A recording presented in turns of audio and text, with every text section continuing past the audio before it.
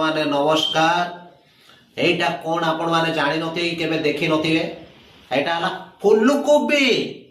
वर्तमान को काटी कुटी पकोड़ी करके खाइबा। जोटा आपण माने केबे खाइ नथिबे मु तयारी करबी, मु खाइबी, आपण माने देखिबे।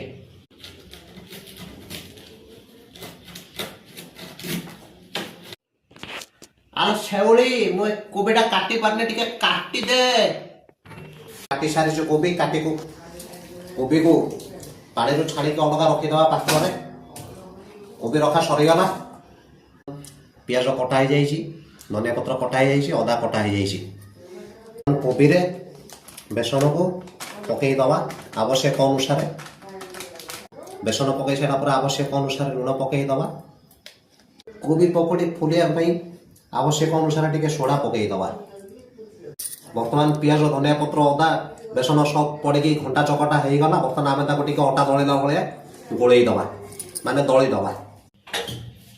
इरे बांछा करंट करंट बांध का डर माडुची। आलो शेउली गैस लगे देले मत आसुनी। बर्तमान कड़ई बसई तेल को गरम करवा आवश्यक अनुसार। तेल ताती गला। ये फुलकोबी जोटा कि आपण माने केबे देखि नथिबे खाइ नथिबे सेटा तेल रे पकई दवा। से चट चट चट हो गला।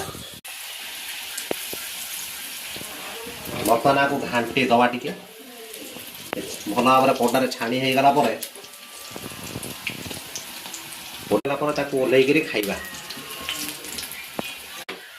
आपण मैंने कौन भाविले खाइबे मुझे आपको देवी केमी देवी आप तो देखिए और खाइबी मु आपण मैंने खाली देखिए। गला काढ़ी रखीदवा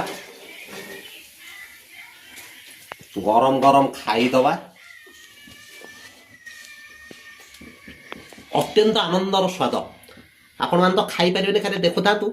लाइक शेयर सब्सक्राइब निश्चिंत करेंगे। आपण मान भल पाइबा अपेक्षा रहिलु आबे। आलो शेउळे ठीक कहली तो।